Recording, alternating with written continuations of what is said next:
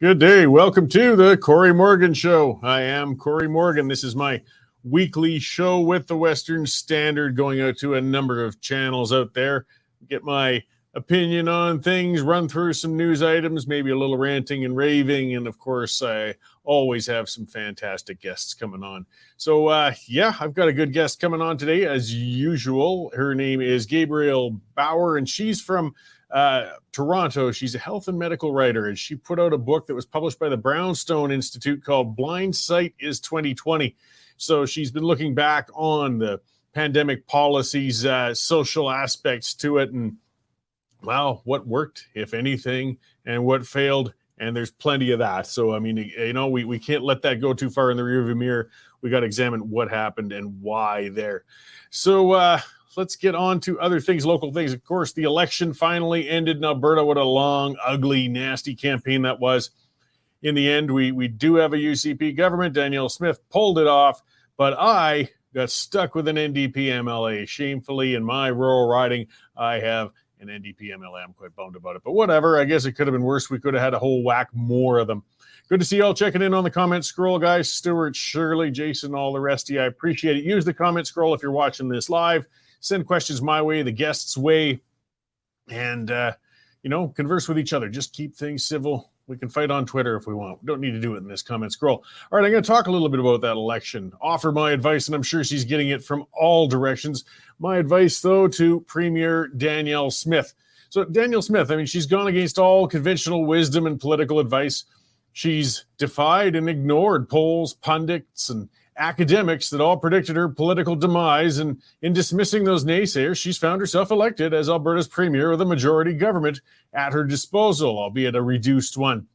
Now, the night of the election, Danielle Smith invoked the late Ralph Klein in referencing what was called his miracle on the prairie, and she wasn't drawing an unfair parallel. The similarities between the 1993 general election won by Klein and the 2023 election in Alberta are remarkable when you look at them.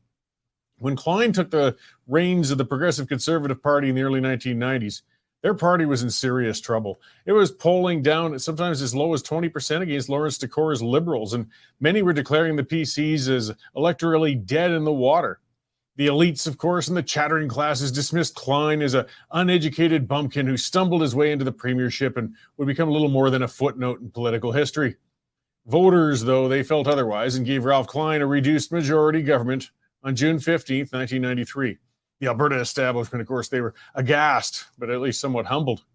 Now we come all the way up to 2022, and we've got the governing UCP, and they were polling as low as 22% under the leadership of Jason Kenney. That led to the end of Kenney, and among a number of things. And when Kenney was replaced by Danielle Smith, the usual establishment suspects were all but confident this would be the beginning of the end of the UCP's reign in government. There's no way a leader with such a controversial history as Smith could turn around the fortunes of a party in such trouble, right?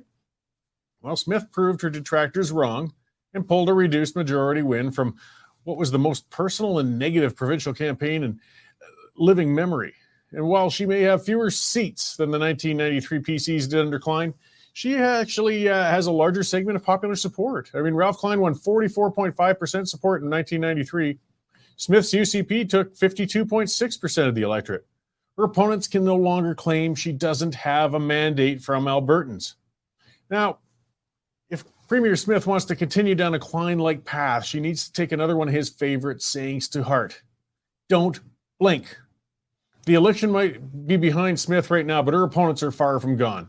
Notley's remaining as the leader of the NDP for now, which ensures the negative tone of the opposition against Smith is going to continue. Legacy media is as biased as ever against Smith, and they're going to pan every move she makes. Just the other morning, I listened to a local talk radio station begin its newscast saying Notley's NDP wins the largest opposition ever. Since when is the second place celebrated in a two-party system? A two-party system. They won't even give Smith a win in headlines when she just had a literal win. I mean, you mentioned that the NDP won the largest opposition after you mention the UCP won a majority, but not in the media environment of today. Unions, academics, and media will all oppose Smith's every move, just as they did with Klein. There's going to be people within Smith's own party, they're going to get nervous. And as her opposition to her policy starts mounting, they're going to put pressure on her. She needs to ignore her opponents and reassure her allies. Most of all, though, again, she can't blink. Klein was counseled to back down as he put Alberta's finances back in order. He was told by the experts he was moving too far, too fast. He was upsetting the apple cart, and surely he'd be punished at the polls. He didn't blink, though, and political pundits assured us he'd be punished dearly in the next election. Well, in 1997, Ralph Klein increased his majority with another 11 seats on top of that and took 51% of the popular vote. Ignore the experts, don't blink. Smith has a mandate, and she needs to pursue it. She can't succumb to the temptation to pull the political reform Band-Aid off slowly through minor incremental policy changes. For one thing, her opponents are going to go wild no matter what she does, even if they're minor changes. So you got nothing to lose in going for the big ones. Secondly, that's how Jason Kenney tried to govern, and look how well that turned out. Albertans are willing to embrace positive political changes, even if it comes to the health system and the pension plan. Smith needs to bring about these reforms quickly and to offer no quarter to her opponents in her work. Changes need to be made in the first 2 years in power so the results can be measured in the second 2 years before she faces the electorate again. She can't let the civil servants, union heads, or even her own advisors slow roll her mandate. Hesitation will be her undoing. Premier Smith isn't showing any indications of being a shrinking violet in office. I don't expect her to tiptoe around with policy. I mean, Smith's historical biggest mistake ever, though, was to crumble under strong headwinds and led the disastrous floor crossing from the Wild Rose Party to the Progressive Conservatives under Prentice in 2014. The pressure got to her back then, and she sought an escape hatch. Now, Danielle Smith has been given a second political life that nobody would have expected of her for her after that catastrophic lapse in judgment in 2014. She's clearly learned a lot since then. Let's hope, though, she's absorbed the most important lesson of all, especially when you're getting tired of swimming upstream. Don't blink. That's all I can offer for Premier Smith right now. I mean, like I said, she's getting advice all over the place from all sorts of quarters. But, stick to your plan. Don't let them push you off it because you won't win. They just see the weakness. They'll smell the blood in the water, and they will keep coming after her. All right, let's see what else is going on in the news and check in with Dave Naylor, our news editor. Hey, Dave, how's it going? I don't know, Cory. I think I'm going to need your help in the next week. I think I'm suffering from PWS. PWS? Poll withdrawal syndrome. We used to get 4 or 5 polls a day who was going to win the election, and now for 2 days we've had none. I can't deal with it, Cory. I mean, where's my polls? Anyways, thank goodness the election's over. Old ones, yeah. Thank goodness the election's over. News-wise, busy morning, as always, at the Western Standard. Leading off the site right now is bad news for the oil patch. Massive Norwegian oil company has not pulled the plug, but has delayed the massive Bay du Nord project off the coast of Newfoundland for at least 3 years. That's a $16 billion project that is now on hold, Cory. Our education columnist, John Hilton O'Brien, has filed a piece on the fact that even though the UCP has won, the parents still need to fight for what's happening in the education system. I don't know about you, Cory, but when I was growing up, there was nothing I liked more than a Duke of Hazzards episodes with the following the tales of Bo and Luke Duke and their very Daisy Duke short friend Daisy. Car chases and whatnot, they were all part of life in the Dukes of Hazzards, and there was a real life one recently down in Georgia, which was caught on tape, which some driver flew off the back of a pickup truck and went hundreds of meters or hundreds of feet in the air, barrel rolling. So that's good fun to check out. Our education. Oh, and there's Nico playing it there for you now. What else do we have? Our real estate expert, Mike Thomas, has got a piece looking at the June 7th Bank of Canada interest rate. Interestingly, the GDP that is higher than expected could cause the bank to raise the rate on June 7th. And we've got also video of the dramatic incident yesterday involving a Chinese fighter jet, which buzzed right in front of an American aircraft, and that's up there for you to see. And coming up in a few minutes, Cory will have a story. We'll reveal who becomes Hollywood's oldest dad lately. Which Hollywood legend has just become a dad at 83 years old? We'll have that story up in just a couple minutes. All right. Well, thank you for the updates, Dave. And we're looking forward to the full story on the geriatric breeder there. Yeah. And he, if he's doing it at 83, you have any thoughts of maybe, getting back in the baby making game? No, I got neutered back when I was 27, and there's no reversing that for me. But maybe some others might want to take up the challenge later on. There you go. All right. Thanks, Dave. We'll Thanks, talk after the show. That is our news director, Dave Naylor, again, covering everything from the important to the fun and trivial, such as celebrity child birth and Dukes of Hazzard style crashes going on. But also, of course, we're covering the election, federal politics, provincial politics, like any good large news site. This is when I remind everybody, get on there and take out a subscription. That's how we stay independent. That's how we pay the bills. That's how, again, most important of all, we aren't beholden to the government for a nickel. We do not take any tax dollars. And that's thanks to you guys who have subscribed. $9.99 a month, $99 a year. You get full access, get beyond the paywall, and see all of those news stories as they come out. But we've got a large news crew across the country here putting stuff out. I mean, it's one of the things that came out recently, or as we saw during the election, Calgary has next to nothing left with Canada, with the Calgary Sun and the Calgary Herald for newspapers. These were the two heavyweights here. They were here, forever. They had they couldn't file their stories until quite late because they don't have any copy editors apparently out this way. They're down to putting out just about a flyer. I saw somebody on Twitter talking about that today too. Yesterday's Sun, a post-election Calgary Sun, it was like 24 pages long and had 2 ads. They're hurting really bad. And, I'm not celebrating. There's a lot of good jobs being lost. We got a lot of challenges to local coverage going on. Actually, we've got, who is going to cover these things. The news is important, but they've got to change how they're doing things rather than trying to keep asking for more and more money to shore up what's a broken, obsolete system.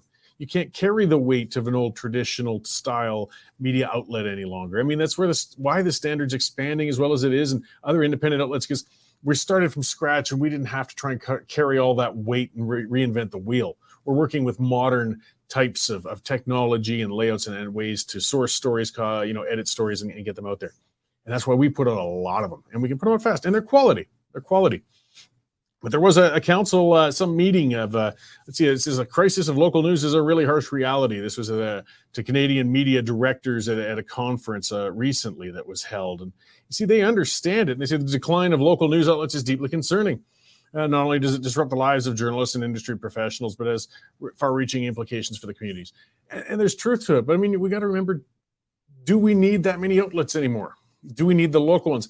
I mean, for those of us old enough to remember pre-internet days, if you were living in a small town or a large city, even the local little baseball team, where else could you find out if they won or lost if you weren't at the game yourself than opening the local paper, or what was it with that house fire down the street, or any number of these smaller news items. But now you can still find out. It didn't disappear. It's just the local news outlets did. So you can go on Facebook and you can find these things, you can go on Twitter. I mean, part of the problem though, and I've said that before too, we've got more access to quick, ready information than we've ever had in our lives.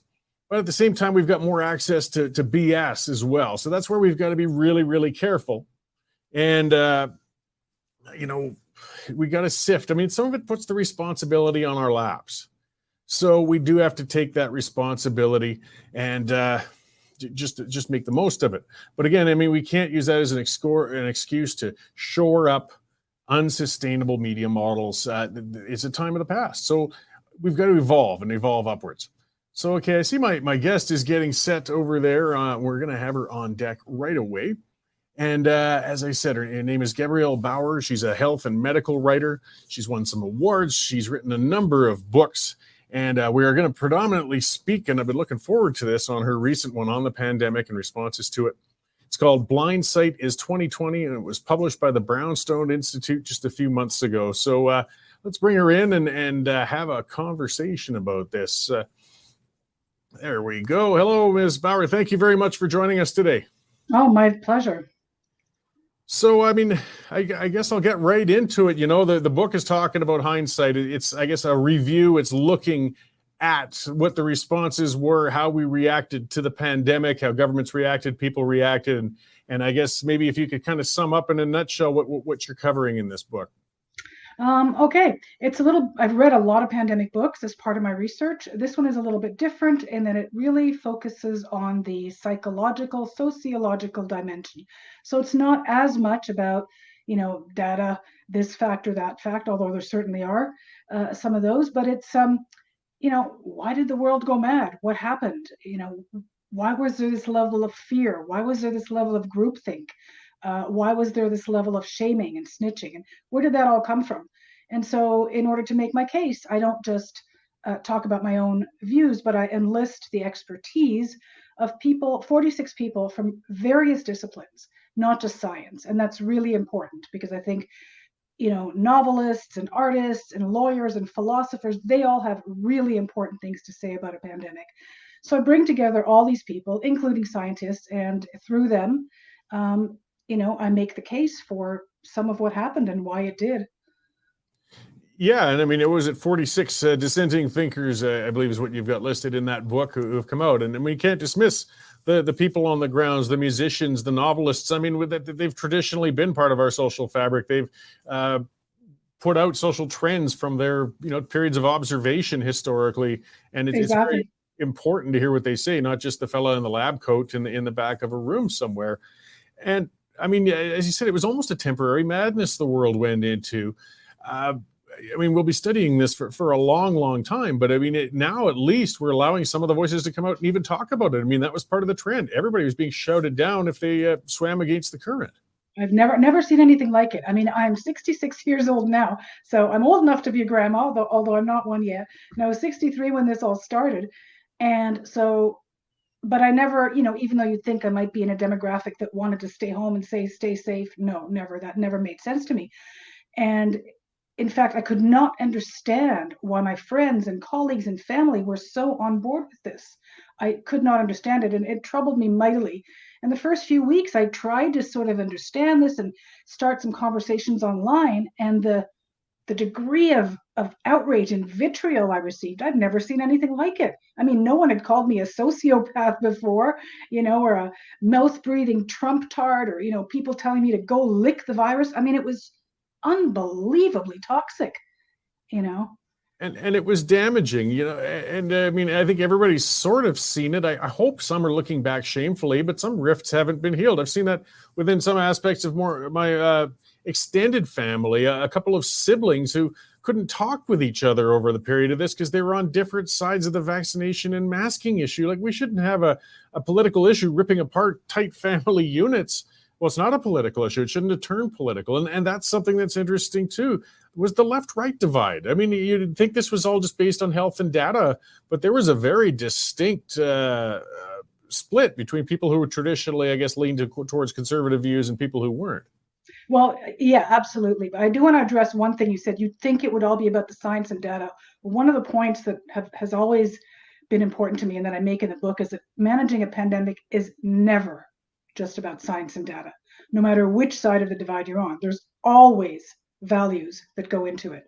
And in a chapter on kids and schools, I talk about that. How important is it to the society for children to go to school? There are no formulas to tell us when to close schools and when not to.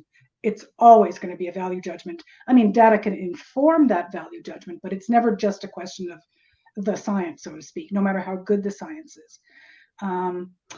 So, and yes, as far as the political divide, and that's another issue that I address in the book, about this ridiculous left-right thing, because traditionally the left has really paid attention to the working class and the struggles and the need to earn a living and a dignified living and all that stuff. And that completely went out the window.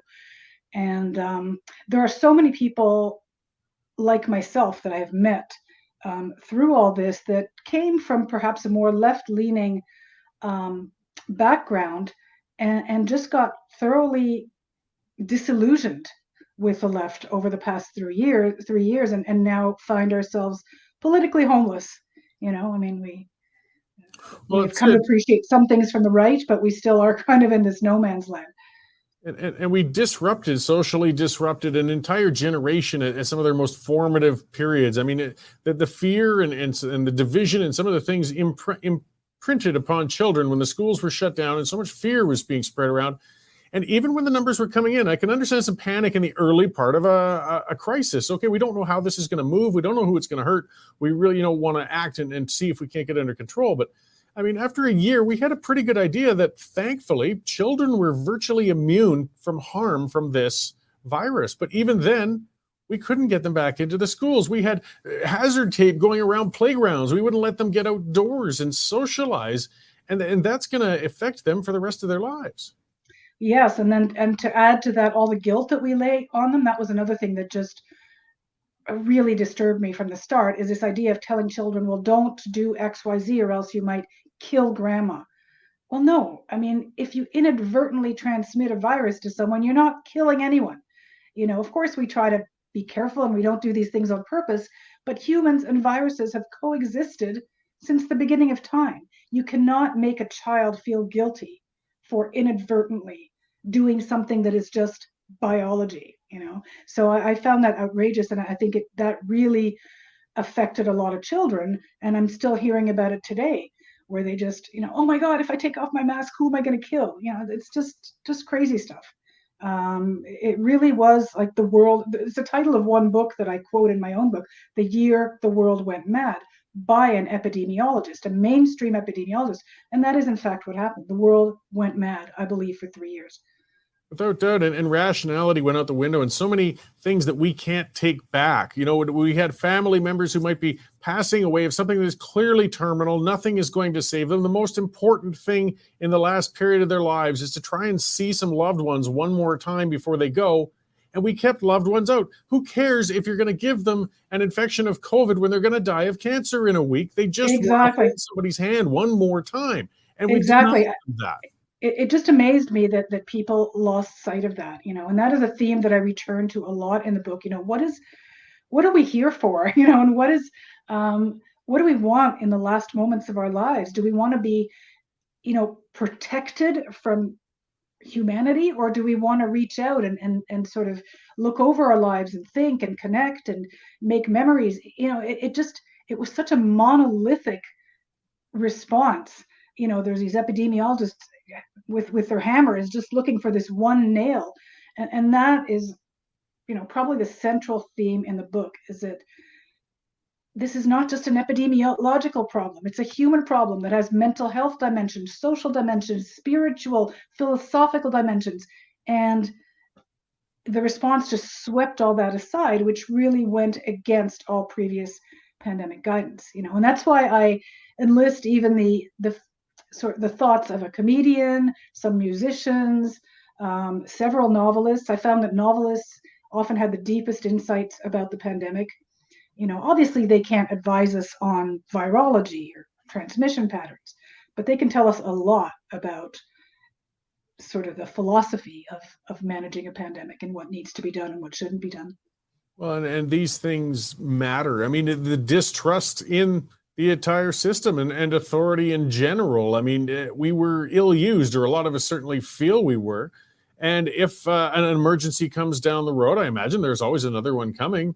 There's going to be a lot of people resisting, perhaps resisting on the wrong side, but they've just lost so much trust in the authorities and the establishment that they won't listen to them when the time comes that they probably should. Well, that's right. And I didn't see any sense of restraint. It was always, great overreach. I didn't see any sense of restraint. Oh, well, things are looking better. Let's pull back now. Let's talk. Let's bring in some expertise from other areas. And of course, we all know, the insane push toward vaccines as the only solution. Now I'm vaccinated myself. I'm boosted. Like, I personally didn't have an issue with the vaccines. I worried about the vaccines as little as I worried about the virus, which might seem strange to some people, but it's how I'm built. So it wasn't an issue for me personally. But as the months went on in 2021, 2022, and I just saw how insane the vax wars became. A lot of us remember that cover spread on the Toronto Star, with quotes from the people who wanted, the anti-vaxxers to die and go to hell and wanted their children to die. And I mean, like, what is this? That just seemed far, far more harmful to me than any virus. And one thing that I guess I take pride in is that, although I got vaccinated myself, I resolved very early on that I was never going to question or shame anyone for their decision, because I trust that my friends who decided not to get vaxxed have good reasons for it. And so I never asked them. I never made socializing contingent on it. And it became also clear very soon that the vaccine was not stopping transmission, which really removed any ethical justification for the mandates. So I just didn't get into any of that. So many of my friends, are you vaccinated? Are you not? And I remember meeting a friend who was not vaccinated, and we were walking outside, and she burst out crying in the middle of our walk. I described this episode in the book, and she just said she was so afraid of meeting me because she thought maybe that I wouldn't want to hang out with her once I found out she wasn't vaxxed. We were outside walking, I just thought, wow. Yeah, and then another aspect that turned into almost a bizarre measure of, I think, to a degree, virtue signaling, maybe began with some medical rationale, but was masking. I think part of it's because you wear a mask, you're showing your visible effort that you're trying to stop this, despite the fact that it was showing that it wasn't doing a heck of a lot to stop anything, but it was annoying the heck out of people. It was dividing people. And again, it just came down to, I think, a symbolic thing of just showing authority and pushing down on people. Absolutely. And as you say, virtue signaling. And I have to admit, I have a little bit of an allergy to that, the holier than thou, look at me, I'm a good person, and that was so much a part of this. So I've written quite a lot about masks. Like, if anyone looks online, they'll find a lot of my articles about masks. Because ultimately one of my most recent ones was it's really not even so much about the data. You go on Twitter, and you're going to see these endless arguments. Masks work. No, they don't. Yes, they do. No, they don't. Yes, they do. No, they don't. And both sides just fling data at each other and stats and studies and all that. Underlying all this, I firmly believe, and have from the start, is really a difference in worldview. And the side that just believes that protection from a certain threat, from a biological threat, trumps everything else in life, that side is going to justify masking. They're going to interpret a 5% reduction as, well, it's worth it, even if it's a 1% reduction, whatever it takes.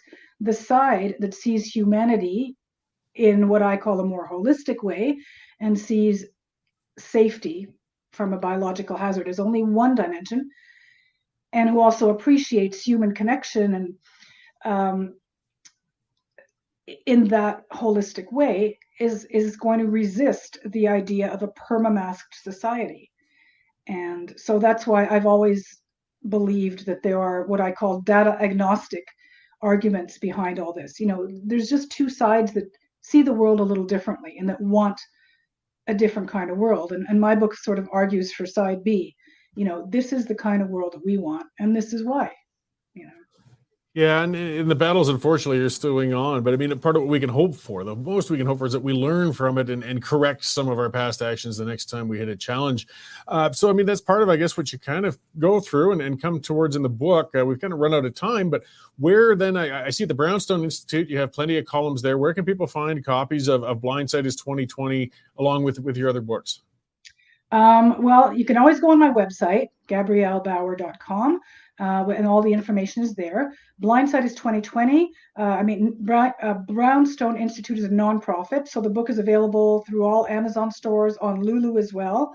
So it's very easy to find. You just Google the book, Google my name. You can find ways to order the book. If anyone speaks Spanish, it has also been published in Spanish by a Madrid publisher. So all that's available on my website and just by Googling my name. in Well, the book. excellent. Well, thank you for writing that. We really need to examine what we've done to ourselves and try to do better in the future. And this book's an important part of that. And thank you for coming on today to share part of that with us. Well, I thank you. All right. Well, I hope we get the chance to talk again soon. I'm certain there'll be more to discuss. Okay, thanks, Cory. Hey, thank you. So that was Gabrielle Bauer or Bauer, I should say. I'm terrible with the reading on there. And the book again is Hindsight or Blindsight is 2020. And again, yes, it can be found at brownstone.org. There's connections, Amazon, all over. We really need critical discussion of what happened. We need to look in that rearview mirror and scratch our heads. And hopefully, some people are letting some of those shields down a little bit. We've got to watch it too. What I've hated the most, what I've despised seeing was the social division. The people who got so upset and fought and haven't talked with each other since. Well, it doesn't matter if the other person wanted you to mask or vaccinate. If you can get over it and start talking again, it's worth it, okay? Let it get behind us. We can discuss the other things. We can fight about other stuff later. But seeing lasting damage, seeing families split, seeing friendships lost, social circles broken, you can't measure these things. And that's part of what was important with this book, with talking to artists, comedians, people, though, who observe the social aspects of us, because you can't clinically measure social damage. There's no easy way to do that. So you can't get a list and see just what happened to that family over there, or that sports team, or those friends from school. But there was damage, a lot, and with so little benefit. And that's, I think, a lot of what was lost in this whole thing too. Gabrielle kind of covered a little of that at the end, talking about, if the masks helped with 1% or 5%, somebody could come up with some data to say it helps. Okay, fine, fair enough, if you're reducing it a little. But everything comes with a cost. And when it comes to cost-benefit analysis, we threw the cost part out the window. There is a cost to wearing a mask. There's the social aspect. I mean, some of it's just somebody saying, I don't want it on my face. Well, you have to respect a little bit of that. That's important. I myself, and as my wife will remind folks that I'm supposed to have hearing aids, I don't have good hearing. I've really, during the pandemic, discovered just how much I come to rely on seeing person's lips move when they speak to me. And when they're behind a mask, I'm asking them to speak up a lot. Now, imagine somebody who was fully hearing impaired. What was that 3 years like for them? For what benefit? To protect them from a 1% or 5%, a little less of catching, again, a virus, which was definitely real and definitely dangerous, but to most people, not so much that perhaps it was worth the cost of imposing the masks. And the other part that was thrown out was any concept of bodily autonomy or individual choice. You have to respect somebody else's choice, even if you disagree with it. You can even yell at them to disagree, but don't have the state step down and get on them. People got on my case, so I remember that during the show, and it's bad on both sides. I've never hesitated to point out that I got vaccinated twice as well, but I've always supported choice. And yes, I don't see coercion as choice. Because, there's some people saying, well, you never were forced to. Yeah, no, it's as long as you're willing to lose your job, lose your ability to travel, lose your ability to go to a restaurant, you lose your ability to be on sporting teams, have post-secondary education, it's your choice. That's not a realistic choice for a lot of people. And when we talk about bodily autonomy, and I'll throw in the hand grenade when it comes to it, if it's a choice that really, why can't an employer say who has deep-seated feelings about abortion say, well, you know what? I want to have access to the medical records of my employees, and any who've participated in abortion, I want the right to fire them. It was a choice, and there's consequences, right? Choices have consequences. Now, that employer would be brought up in front of a human rights commission so fast your head would spin if they pulled that. I don't want to see something like that, of course, but that's what I'm talking about. That whole principle it's very personal. Somebody who strongly feels that they should not be vaccinated, that's none of the employer's business, particularly once it was clear that it didn't stop transmission. There was no more moral argument anymore. He wasn't going to make coworkers sick by not being vaccinated, wasn't putting anybody at risk. Why do you still have the gun to that person's head? And there's still some places doing that. It's absurd. It's wrong. And I know people are almost sick of hearing of it. It was a horrible period of time for everybody. And we don't want to talk about it, but we can't forget about it. We can't stop talking about it because, as I said, there's going to be another crisis. There always is. So all we can do is hope that we do better in the next one. So let's learn from the last one. What did we do wrong? Let's not repeat those mistakes. We can make a whole bunch of new mistakes when the next crisis comes. But we've got to study these things and we can't let them go. All right, I'm going to move on to some other news items to cover some things. As I said, I can only handle so much COVID talk after so many years. It's so important, but I can only take on so much per session. Let's sort of lighten things up, but interesting when it comes to individual choice. This ties in. We had a plebiscite that was held during the Alberta election down in southern Alberta in the town of Cardston. Now, people not familiar with Alberta, we have a very strong Mormon population in a lot of those southern towns, Cardston, McGrath, Raymond, predominantly Mormon individuals living down there. And Cardston has not allowed liquor sales for over 100 years in that town. So they finally, you can't get a drink anywhere. You can't go to a bar. You couldn't get go to a liquor store because they could use the ability of, local business licenses. So booze wasn't banned, but you had to go elsewhere to get it. You couldn't get it anywhere. And it was still close. 491 people voted, 53% of them to say, yes, we should allow some liquor sales, to 441 who voted no. We'll see. It depends on who's on the town council and whether they'll drag their feet and still allowing and giving licenses. But this again comes down to why, guys? Why? It's a legal product. If you're not into it, your faith says you shouldn't drink it, so on, then don't. But don't use the arm of the law, the state, to stop other people from having that choice. It's ridiculous. And even to this day, it gets too far. Go door to door. We know the Latter-day Saints certainly have no shyness about that. Try to create converts and get people to choose not to drink. And I'm not one who's saying that excess booze use and liquor is a good idea. I've had my challenges with alcohol. I haven't had a drink in years, but it's not good for everybody, that's for sure. But I don't begrudge somebody else from responsibly enjoying it. If you can go out and enjoy a drink or a few, or even go on a bender now and then, have some fun with it, go to town responsibly. It's not for me, that's all. But we as a society, we've got to get better at that, don't we? Got to get better at being able to say, I'm not into this. This other person's into this. I just won't do it with them. I'm okay with it, though. I don't have to stop them. I don't have to intervene on them. It gets back to the libertarian principles. If it's not hurting somebody else, stay out of it, particularly the state. Now, some people, and fair enough, I'm going to go on one of my sidetrackings because that's what I do. When we talk about decriminalization of hard drugs, fair enough. If you're saying that way, Cory, why are you on the case of it, so much as it's happening in Vancouver? Well, that's a fair question. Very much a fair one. Part of the problem, and I do believe to a degree in decriminalizing, going after the ground level consumers of drugs, even the hard ones, what point? What point in arresting and finding a heroin or a fentanyl junkie that has no money, that are really at bottom already, and going after them? You're not doing them any good. You're not doing the state any good. You're not stopping the dealers. You're not stopping the mayhem that the drugs are causing. The problem I have is with the enablement, with the trying to say that you can functionally live and exist on drugs, because those drugs aren't directly comparable to alcohol. Now, alcohol, as I know, can be very, very dangerous. It can be abused. It's ruined millions of lives for some people who can't responsibly consume it. But there's no responsible way to be a recreational consumer of fentanyl. Way too powerful, way too addictive, way too damaging. There is no safe amount of methamphetamines you can take. Meth is not safe. Putting a rail to blow up your nose is never a good, healthy idea. Should it be illegalized, though? That's not necessarily the route to deal with it. But what we need is treatment.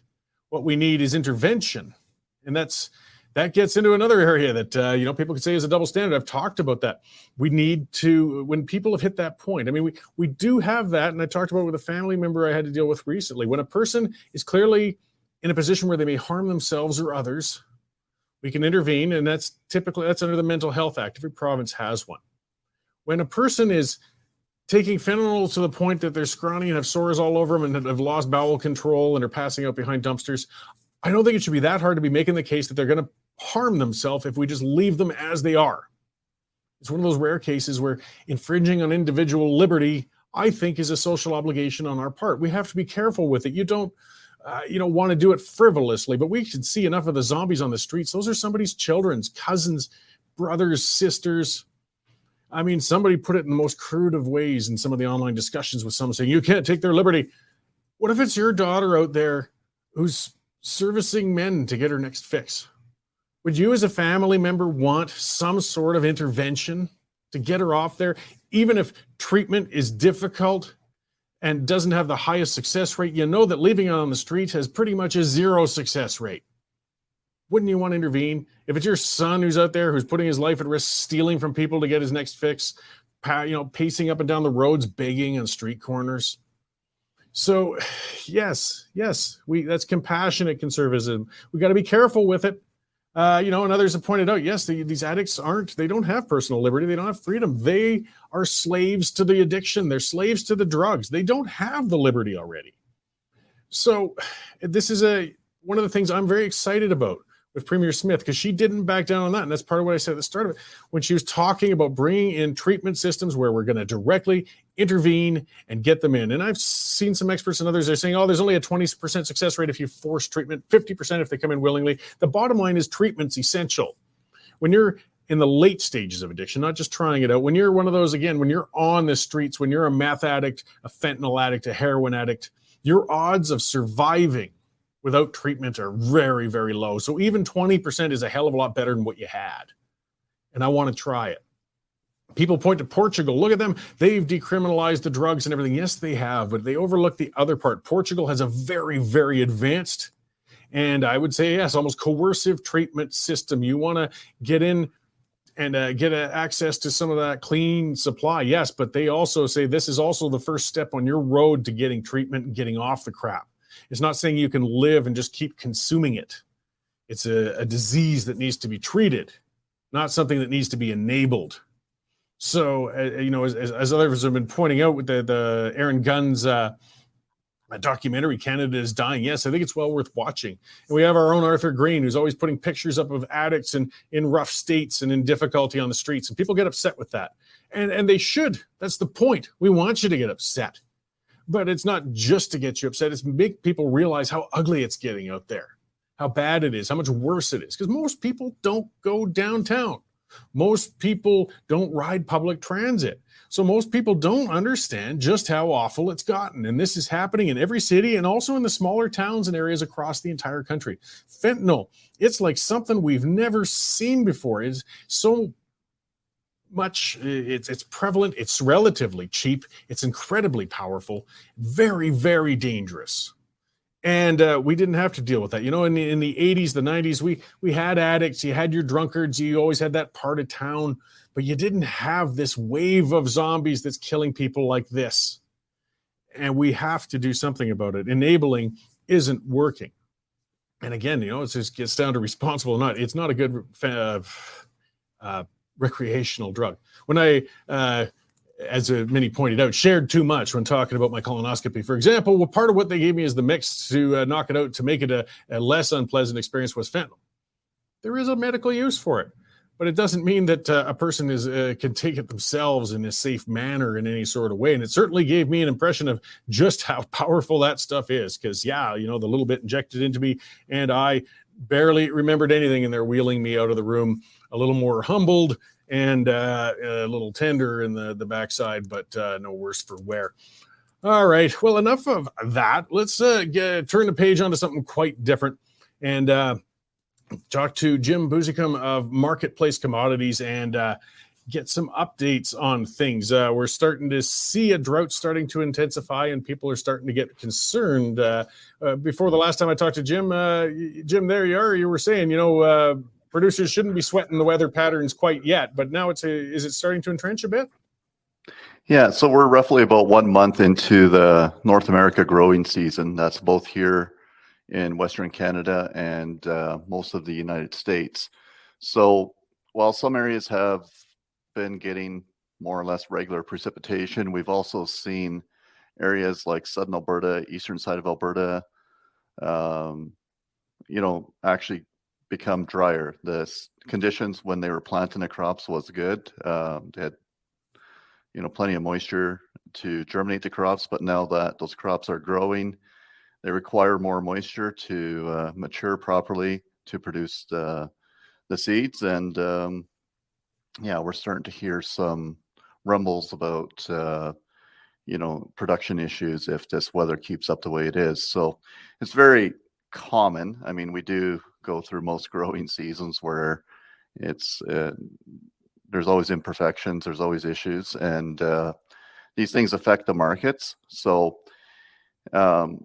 what we have seen though is that we had really high prices in 21, 22, and even the start of 23, and these markets are actually continuing to go down. So one might ask, well, what's going on? Like usually if you have a drought situation and you have potential production issues, you should actually see prices start to react to that and go up. Well, I think the issue is today it's still too localized. The trade, as you might want to call it, or those that are speculating on the markets, are saying, look, we're not buying it yet. It's still too small of a drought. So it depends what happens for sure as we go into the next 2 weeks. By the middle of June, it'll set some ground as to where it's going to be. Yeah, so I mean, a producer, of course, can't control the weather, but I guess watching those trends can really impact how a producer what they're going to produce or plan for seed or I guess in finances. Yeah, so I think what a producer needs to do in this situation is understand that there's two markets out there. So the futures market is more forward thinking. It sees the overall whole market, not just your localized area or even one province. It sees basically all of Western Canada. It really sees the whole world. And at any given time when that market is open, whatever the bias is of that moment, that is priced into the market. Whereas in the cash markets, where we're buying from a farmer, selling to a feedlot as just the easiest example, you may have a bias on that market, but I think we tend to forget that that's priced in almost immediately. That's how efficient the market is. It prices in the bullish news, the bearish news right away. So that's where it's at today. All right. Well, thanks for the update. It's appreciated. And we'll talk again soon then, Jim. Thanks, Cory. You take care. Hey, thanks. So that is Jim Busickum of Marketplace Commodities. Yes, of producers. I mean, it is the old days of a small facility and production are gone. It takes a lot of skill, business planning, and work to make sure that you can maximize what you're doing. So check them out at marketplacecommodities.com. And there's certainly a lot they can offer there in what's obviously a fluid sort of market and business world. All right. Well, let's see what else we're going to get onto. I'm going to drop the bomb. I expect you to go to the Western Standard to get the details, of course. But Dave talked about that. Who was this celebrity at 83 who has knocked up a young lady? It's Al Pacino. And yes, his 28-year-old girlfriend is 8 months pregnant. I guess he's kept it secret for quite some time. So, speaking of some of the advantages of pharmaceuticals, I very much doubt that Mr. Pacino at that point, but who knows? Maybe he's got some super virility, managed to pull that off without some sort of blue pill or something along the lines.